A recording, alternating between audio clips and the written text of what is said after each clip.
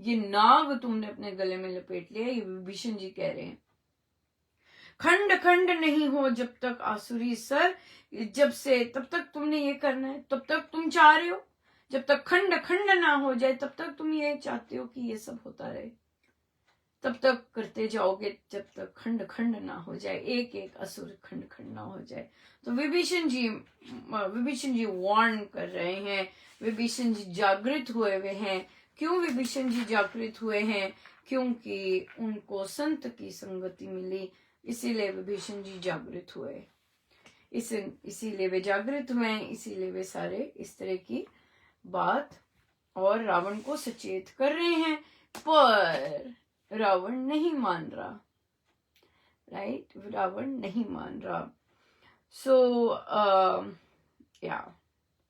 हम सचेत करने की कोशिश करते हैं, प्रियजन राय देने की कोशिश करते हैं, पर जब नहीं मानता कोई कुछ नहीं कर सकता, कोई कुछ भी नहीं कर सकता। जब कोई मानने को तैयार नहीं होता, कुछ नहीं किया जा सकता, राइट? सो हमारे पास प्रश्न आया कि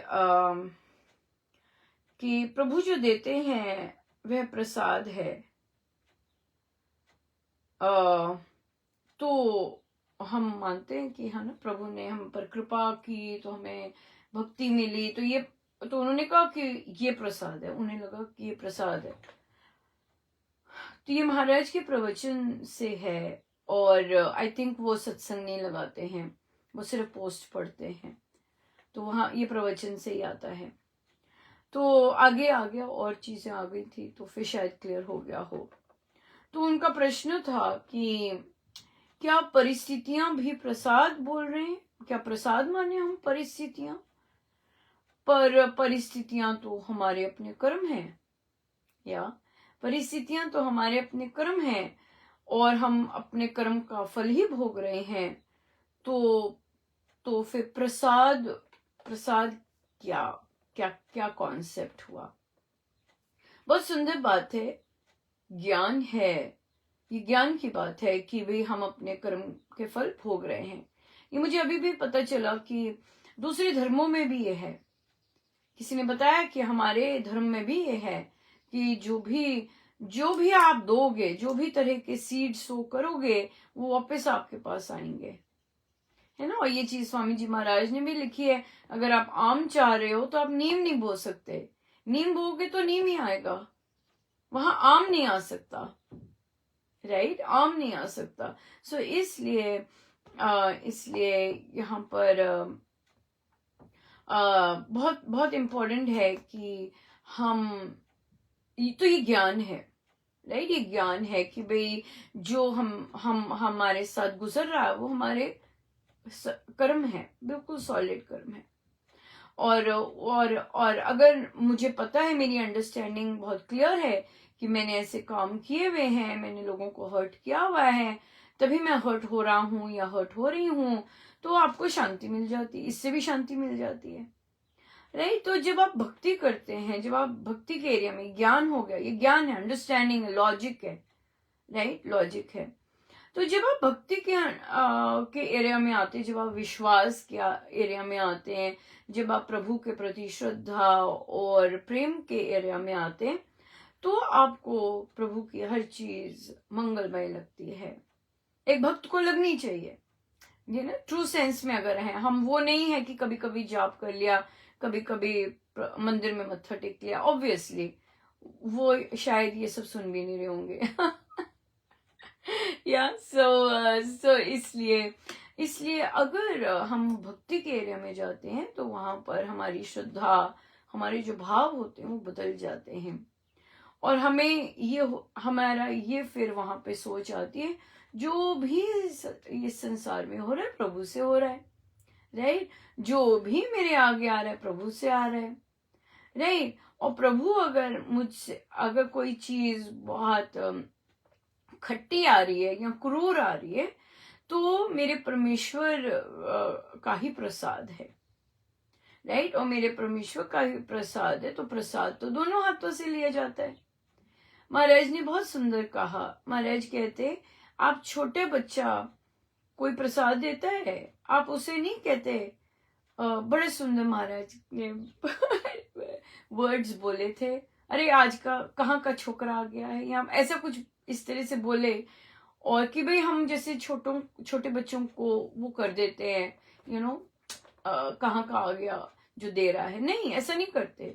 छोटे बच्चे भी आते तो भी हमारे हाथ दोनों जुड़े होते हैं और हम ऐसे करके ले रहे होते हैं। ये प्रसाद है, चाहे कहीं से भी आ रहा है, कहीं से भी आ रहा है, राइट। तो ये जो भक्ति है, भक्ति का एरिया जब आता है तो फिर हम वहां पे परमेश्वर की हर चीज प्रभु से आ रही है ये मानते हैं, चाहे समृद्धि है या चाहे तिरस्कार है, वो सब प्रभु से आ रहा है, ऐसे मानते हैं। और प्रभु जो देते हैं वो प्रसाद मानते हैं और चीज से समझ देखते हैं।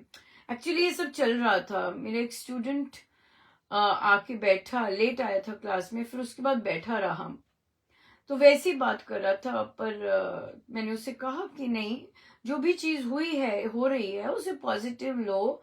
कहता नहीं लिया जाता मिस महाजन, नहीं लिया जाता। कहता मैं कार एक्सीडेंट में था, मैं और मेरी बहन, और मेरी सारी कार खराब हो गई, और फिर लेकिन हमें इतने हॉस्पिटल के चक्कर काटने पड़े, लेकिन उसने फिर क्या बोला, लेकिन मैं बच गया, मेरी बहन बच गई, मुझे, हमारी गलती नहीं थी, तो हमें पैसे भी मिले, क्योंकि हमारी पूरी खराब हो गई कार और सब कुछ वैसा रहा। पहले ये बात बताई। फिर कहता है कि मेरी मामा प्रेग्नेंट थे और बच्चा नहीं रहा, वो दुख चल रहा है। तीसरा दुख रहा कि मैं पास नहीं हुआ, मैं फेल हो गया, मुझे फिर से करना पड़ेगा। फिर मेरी कोई रिश्तेदार बीमार है, तो उसने कहा कितना कुछ तो चल रहा है, कितना कुछ चल रहा है। और फिर उसके पिता ने कहा हुआ है कि भाई अब पैसे रेंट दो, अब तुम, क्योंकि वो बड़ा है बच्चा, लेकिन उसने स्कूल नहीं पास किया, क्योंकि बाहर से आए होते हैं कई बच्चे, तो उनकी एज का और वो सब रहता है। तो उसने कहा कि मुझे मुझे मुझे कमाना पड़ता है, क्योंकि मेरे पिता कहते हैं कि पैसे दो रेंट के, और रेंट देना पड़ेगा तुम्हें, तो मुझे कमाना पड़ता है जीने के लिए भी। तो फिर इतना सब कुछ चल रहा है, तो मैं कैसे मानूं कि परमेश्वर जो करता है वो मेरे भले के लिए कर रहे हैं। तो महाराज ने, देखी, वो बैठा हुआ था, एक एक चीज लेनी शुरू की कि भाई देखो तुम्हारी गाड़ी खराब हो गई और बिल्कुल कंडम हो गई, लेकिन तुम दोनों भाई बहन बच गए, उसके बदले तुम्हें थोड़े से पैसे भी मिले जो कि और डाल के तुम नई गाड़ी ले सकते हो, लेकिन बेस्ट बात है कि तुम दोनों भाई बहन बच गए। अगर उनमें से एक चला जाता तो कितनी दुख होता, दोनों बचे हुए। फिर माँ का बच्चा नहीं रहा, तो यही कहा कि भाई फाइनेंशियल सिचुएशन अभी नहीं है ना, परमेश्वर चाहते होंगे कि फाइनेंशियल सिचुएशन तुम लोगों की स्ट्रांग हो जाए और फिर तुम अपने पैरों पे अपने आप खड़े होके आगे चल सकते हो, है ना। तो उसको इस ढंग से लेते हैं। फिर कि भाई मैं पास नहीं हुआ, तो इसका मतलब है कि भाई हाँ, मुझे और अच्छे से करना है और मैं कर सकता हूँ, राइट। ऐसे ही थोड़ी ना पास हो जाओ। आना, देखो स्कूल नहीं आते समय पर तो फेल हो गए, तो स्कूल आना शुरू करो, और परमेश्वर जानते हैं कि तुम में इतनी हिम्मत है कि तुम कर सकते हो, तुम उसमें ग्रो कर सकते हो, तो उसको इस तरह से लो। और फिर उसके बाद आप रही बात दूसरों की बीमार होने की, तो मतलब लाइफ को अगर अगर अगर हम परमेश्वर मुझे लेके जा रहे हैं, और अगर मैं और फिर महाराज ने ये बात भी बोलवाई कि देखो जो चीज, और फिर कर्म भी तो ठीक करने होते हैं ना उसके साथ। ऐसे थोड़ी ना तुम कर सकते हो कि कुछ भी करते रहो और सब कुछ मिलता जाए। तो मुझे कहता है कि आप कर्म में बिलीव करते हैं? मैंने कहा बिल्कुल बिलीव करती हूँ। कहता मैं नहीं करता। मैंने कहा कोई बात नहीं, लेकिन बात तो ये है कि जो आप दोगे वो आपको आएगा। कैसे नहीं आएगा? आप स्कूल ही नहीं आएंगे, आप कैसे पास हो सकते हैं, राइट। आप अच्छे कर्म ही नहीं करेंगे तो शुभ कर्म कहाँ से आएंगे? खुशी कैसे आएगी? शांति कैसे आएगी जब आपने अच्छे कर्म ही नहीं करने हैं, राइट। तो अगर आप जीवन में आदर चाहते हैं, जैसे हमारे संतगण बोलते हैं, अगर हम जीवन में आदर चाहते हैं तो फिर कैसे, अगर आदर देंगे ही नहीं तो कैसे आदर मिलेगा?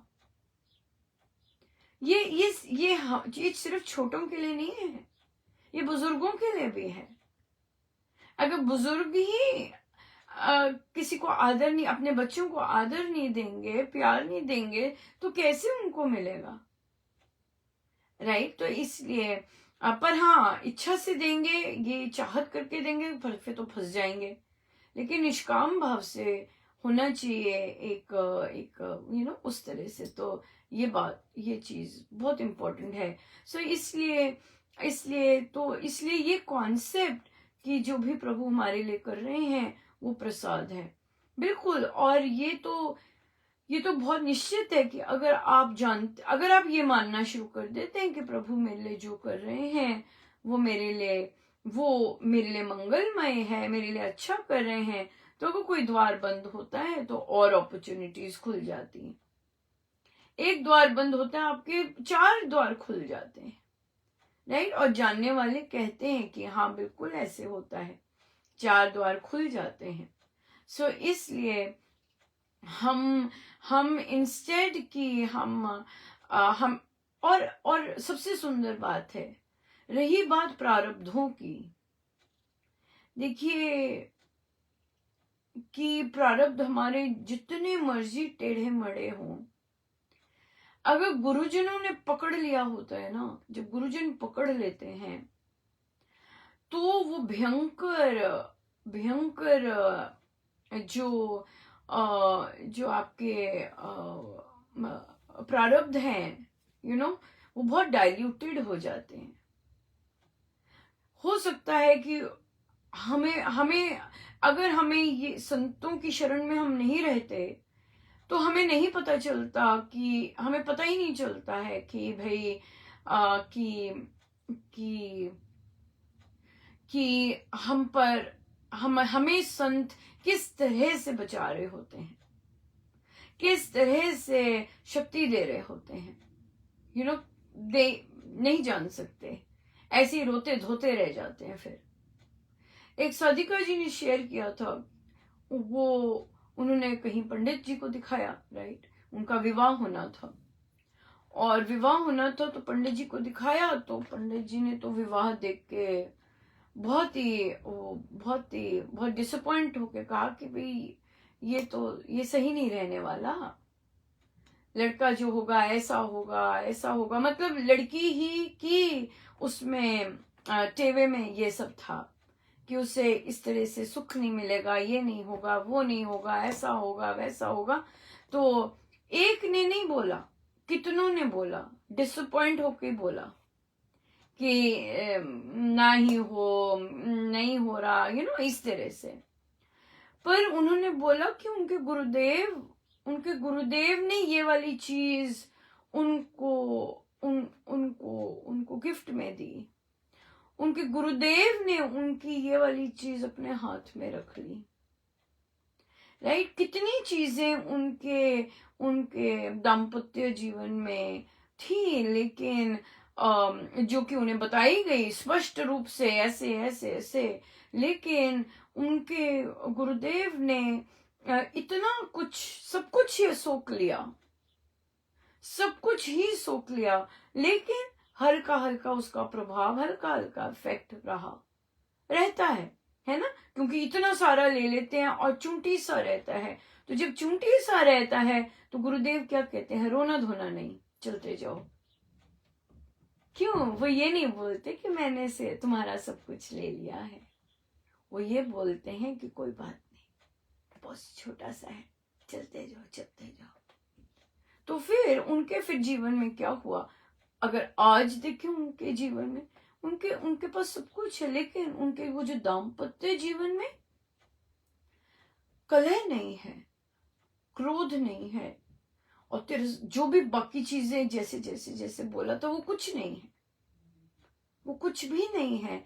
बट हाँ, फिर भी कहीं ना कहीं वो परछावा, वो प्रभाव इतने घोर कुकर्मों का कहीं ना कहीं तो आता है, राइट। सो इसलिए जो गुरु की चरण शरण में होते हैं उनका ये निश्चित होता है कि उनके गुरुदेव सारा कुछ सोख लेते हैं अपने ऊपर।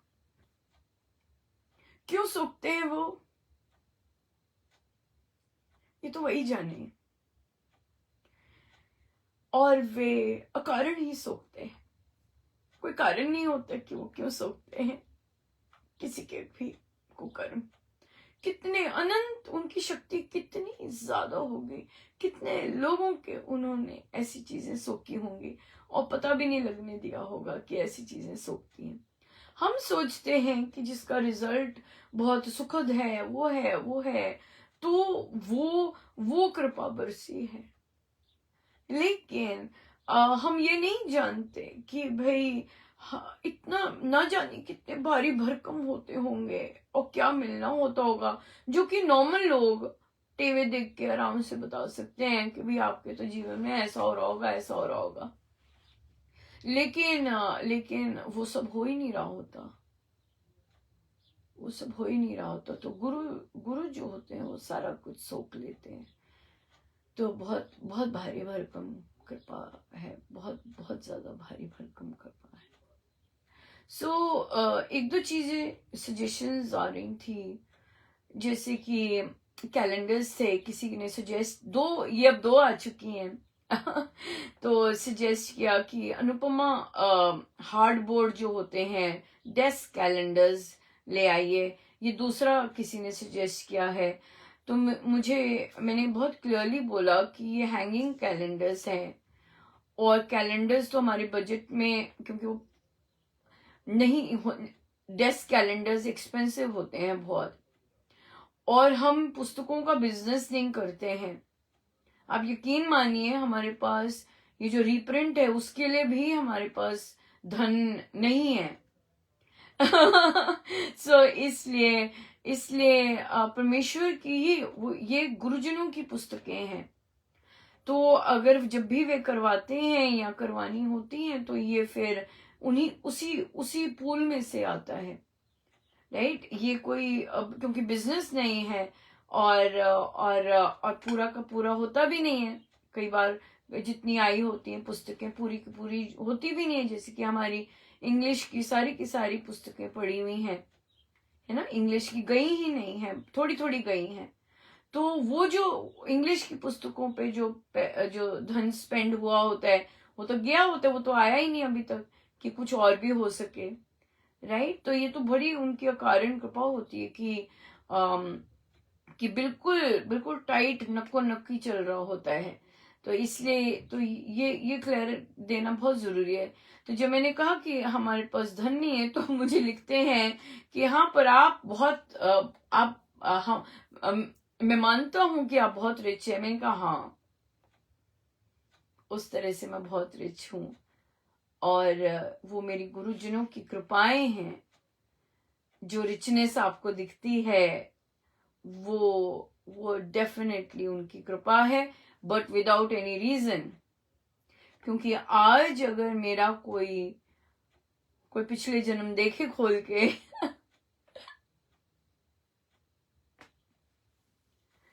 तो जो कर्म मिलेंगे वो ऐसे नहीं होंगे कि आज मैं अपने प्रभु का और गुरुजनों के साथ ऐसे भाग भी हूं, उसके लायक भी हूं,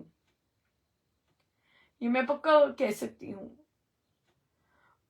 और कि मैं किसी भी चीज की यहाँ पे जितना भी मिल रहा है ये सब मेरे गुरुजनों के कारण मिल रहा है। कुछ भी नहीं किया। वो लाइनें बिल्कुल सत्य हैं। न जप का फल न तप का बल, कुछ नहीं है, कुछ भी नहीं है। लेकिन महाराज ने मुझे खड़ा किया है। महाराज चलाते हैं अपनी ही एनर्जी से, अपनी ही एनर्जी से चलाते हैं, ये डेफिनेट है पूर्ण रूप से। फिर दूसरा, कई लोग मुझे दो तीन लोगों ने ऐसे भेजने शुरू किए, मुझे दूसरे लोगों के वीडियोस भेजते हैं। मैं बिल्कुल सीधा बोलती हूँ, और वो बहुत जाने पहचाने लोग होते हैं जो मुझे दूसरे लोगों के वीडियोस भेजते हैं। मैं कहती हूँ कि मुझे भटकाव नहीं है,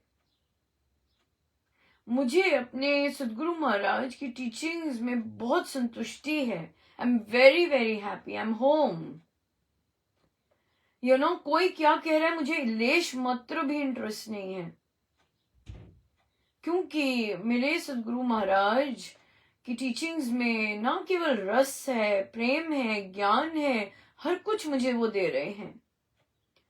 सो मैं तो आंख उठा के भी नहीं देखती कौन क्या बोल रहा है या किसने क्या लिखा है।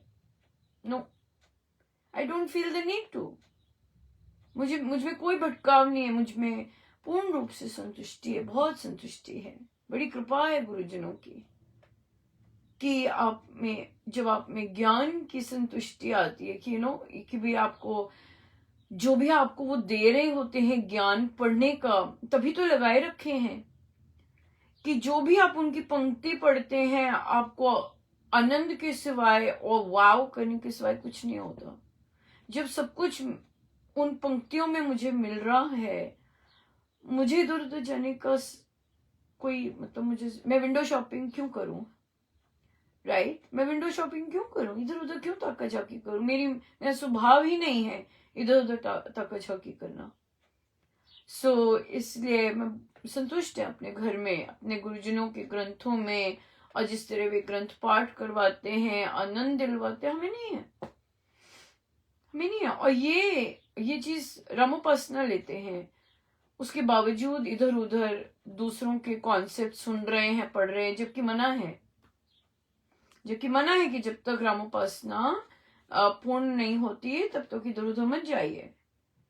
पर ठीक है, ये तो सबके अपने अपने चयन होते हैं, हम किसी को कुछ कह नहीं सकते। बट मुझे तो नहीं है, मुझे नहीं है। सो इसलिए अगर मैं तो लिख देती हूँ सीधा, कई जो जानते हैं उनको लिख देती हूँ, पर जो ऐसे भेजते रहते हैं मैं तो नहीं, I don't even open it, I don't feel the need to open it. Why should I, right? Why should I open it? या सो इसलिए बहुत बहुत बहुत कृपा है, बहुत कृपा है। और ये नहीं कि सब कुछ पता है, ये नहीं कि सब कुछ पा लिया है, और लेकिन बहुत जबरदस्त वो है, यू नो, जैसे या आई एम गुड। मुझे नहीं, संतुष्टि ही वर्ड होगा, राइट? आपको कोई कहीं और जाने की जरूरत नहीं है। या ये तो इसलिए बहुत बहुत दया है महाराज की, स्वामी जी महाराज की, कि उन्होंने अपनाया, और वे तो हमारे सारे भाव, कर्म, सोच सब कुछ जानते हैं, सब कुछ देखते हैं, सब कुछ देखते हैं। सो इसलिए बहुत बहुत सुंदर रहा। या ऑलमोस्ट समय हो गया है, तो हम नेक्स्ट लेंगे। बहुत सुंदर प्रश्न आया था क्रय विक्रय पर।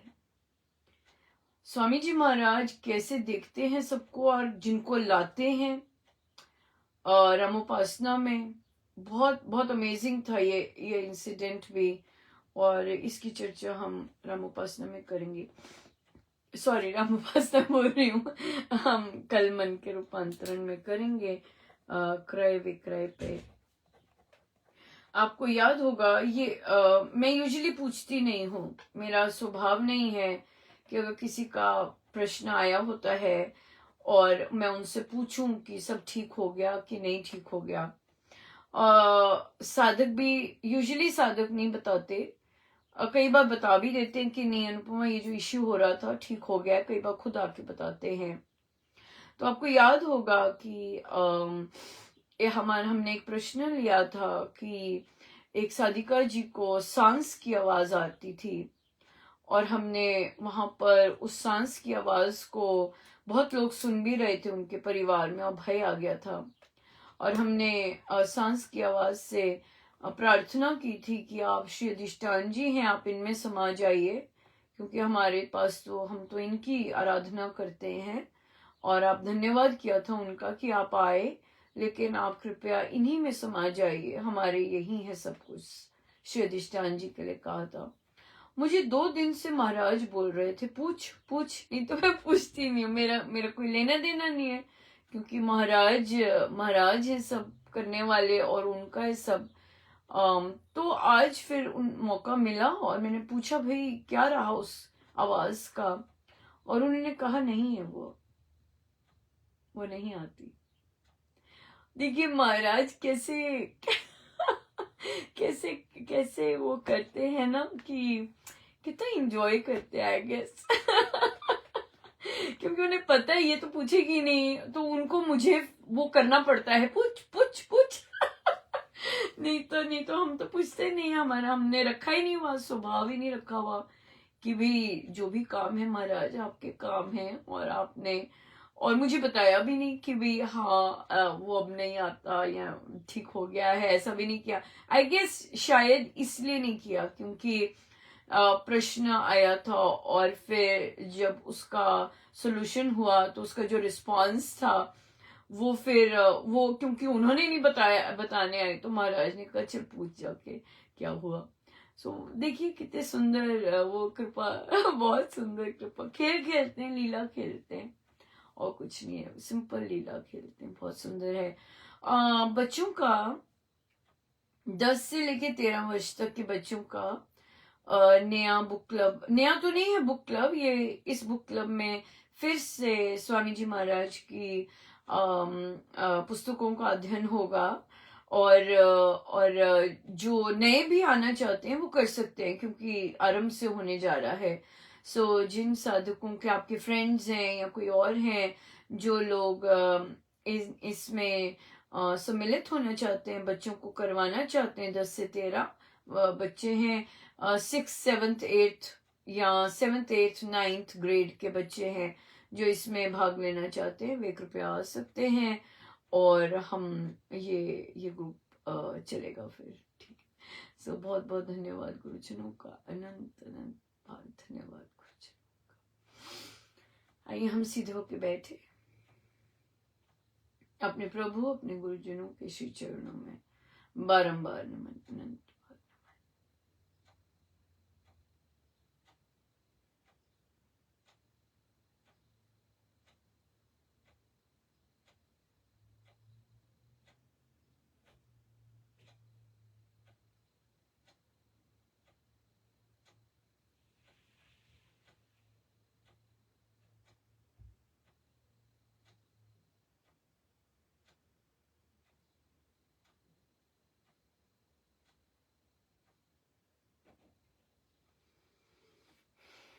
सब गुरुजनों का उनके श्री श्री चरणों में जय जय राम, जय जय राम, जय जय राम।